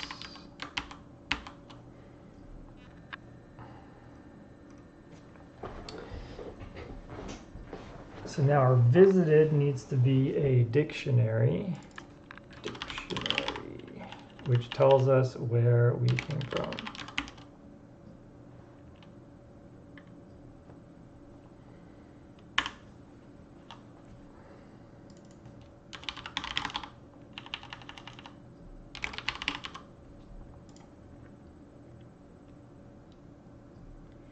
Visited dot contains, no, it visited, what is it, contains key or something? Oh yeah, contains key.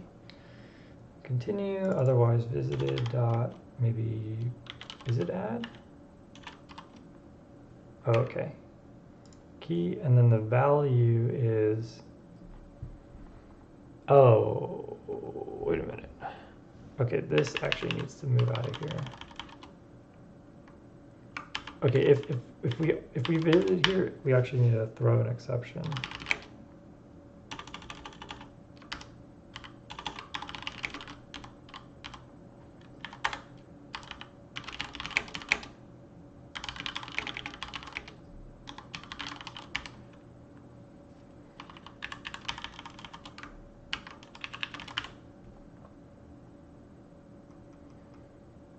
Okay, so right here.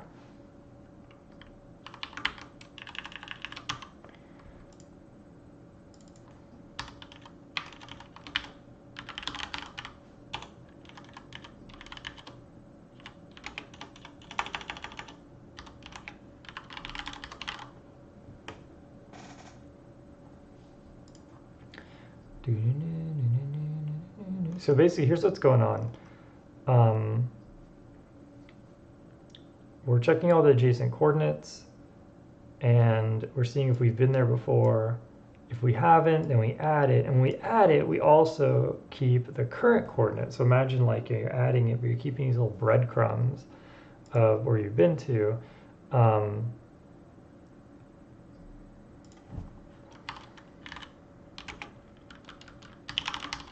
now we need a path. Bar path equals new list chord. And so now we need, is there a way to revert? Oh no, you can add it to the front, I guess. So now we have the current point, so we'll do path dot add path dot add current point.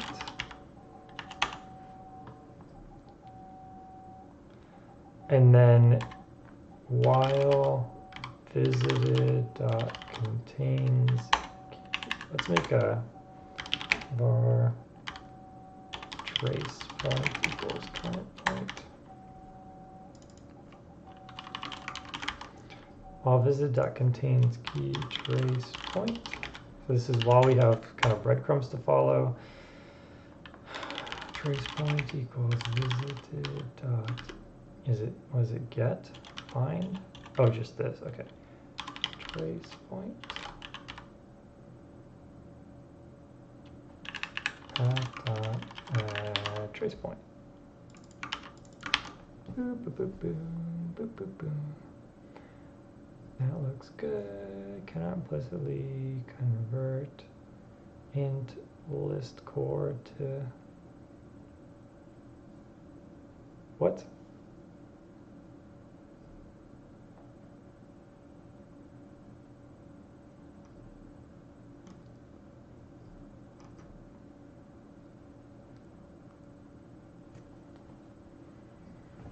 Oh, I think it's supposed to be like this actually.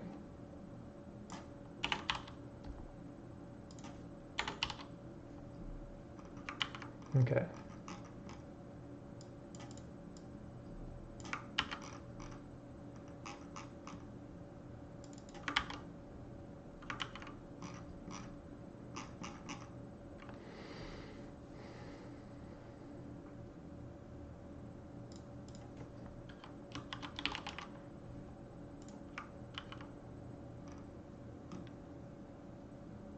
Okay, so right here we need to take the path and we need to print it here.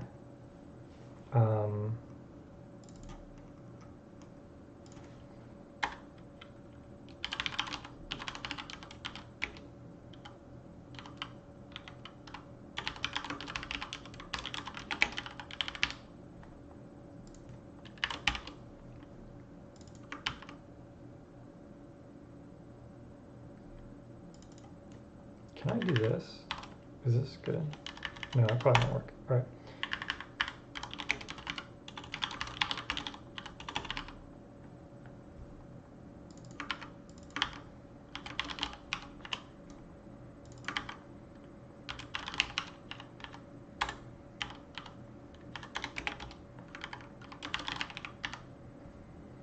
Okay.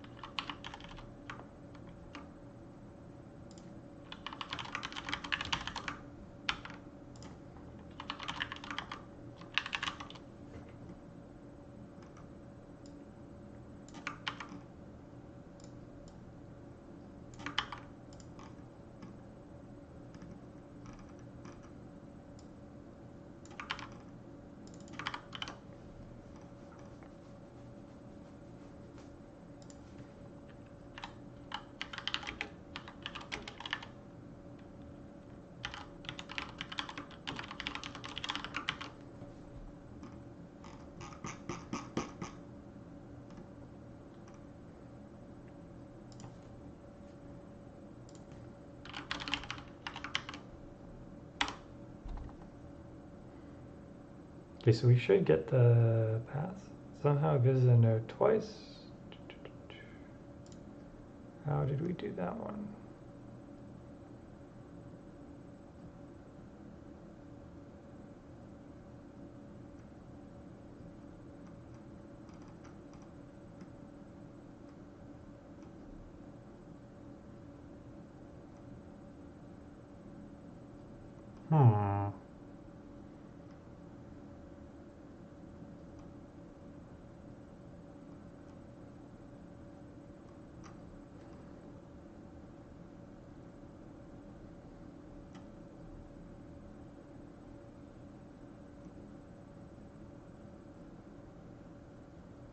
Hmm. How did that happen?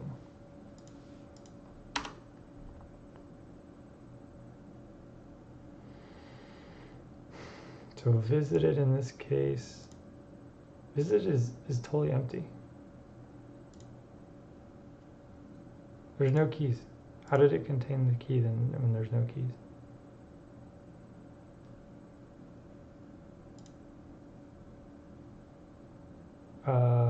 Oh, whoops.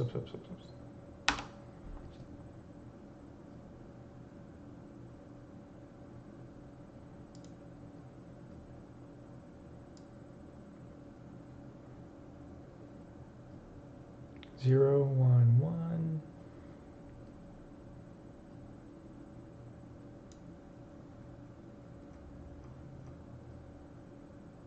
I wonder how that happened.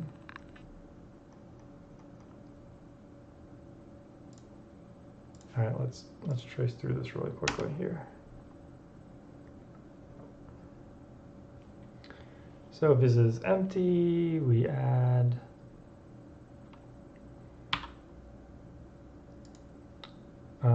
we add 0, 1, 1.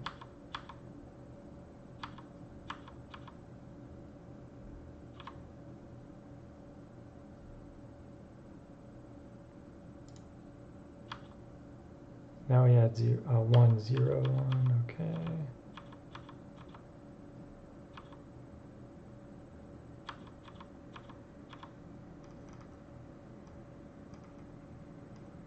Oh, whoops. Okay, that was done. So sorry, this doesn't make any sense actually. Okay.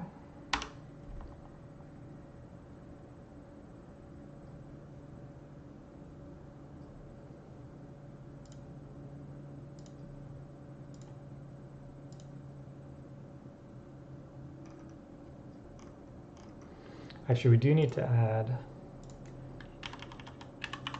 this to visited to make sure we don't go back.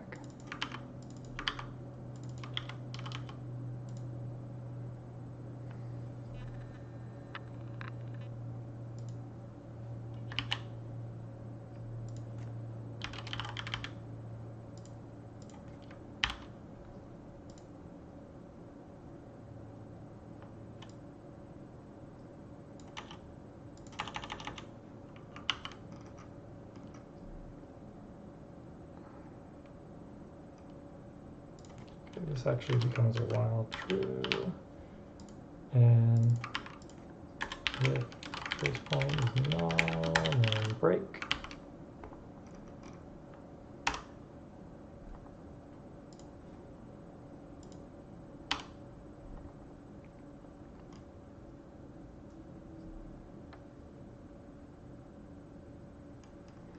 Okay, let's see. So we have, oh, the list is not printing.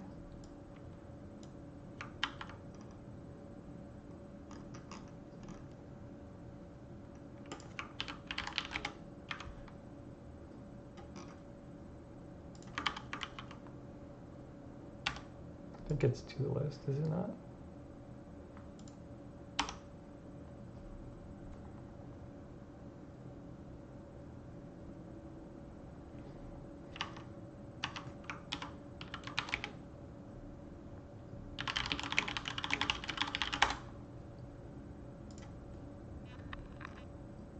Oh, to array.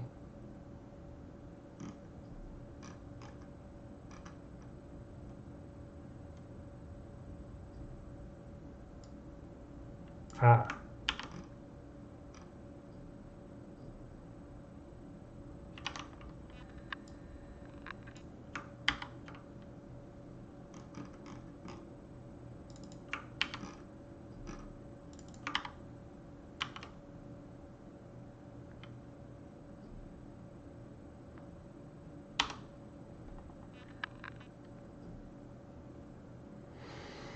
Cool.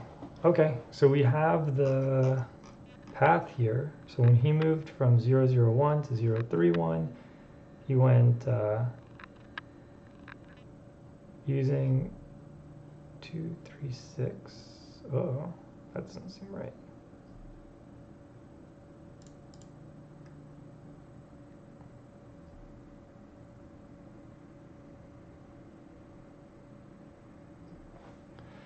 From chord to chord, using chord.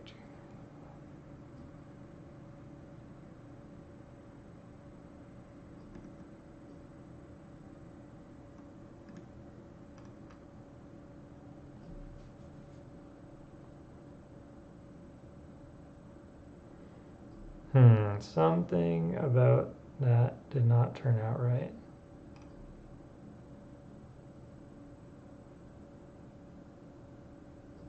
It ended in the right spot.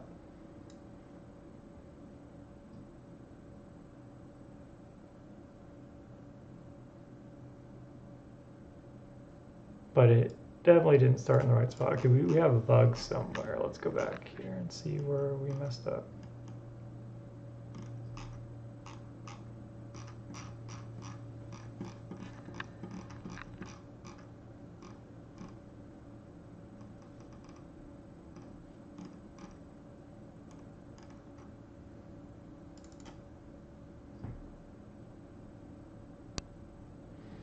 Oh, I think we added it in the wrong order.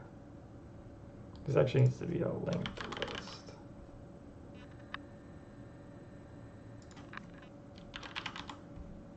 And then we need to list.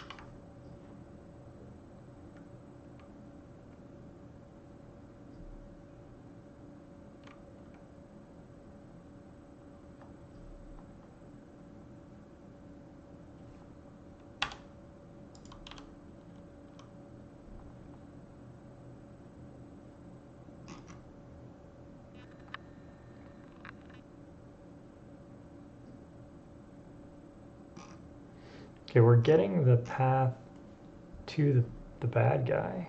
So I think this now is a simpler issue. I think we have, we're just overwriting something, I think.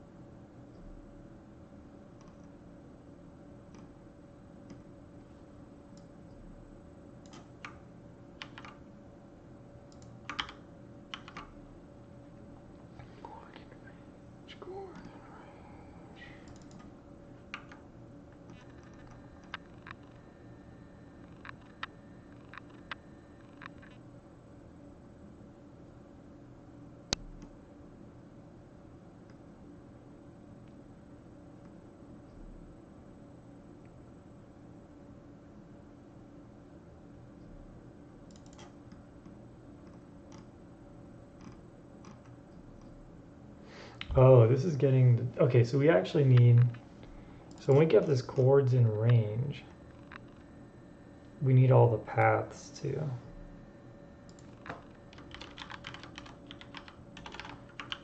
Yeah, I'll have to put a bookmark in this, but basically in the place where we get all the coordinates we can move to, we also need to get all the ways that we can get there.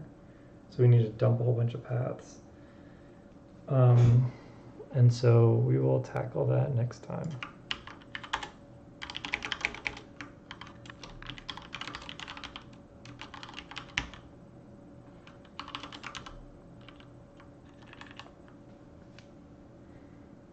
Probably it'll be a dictionary, actually.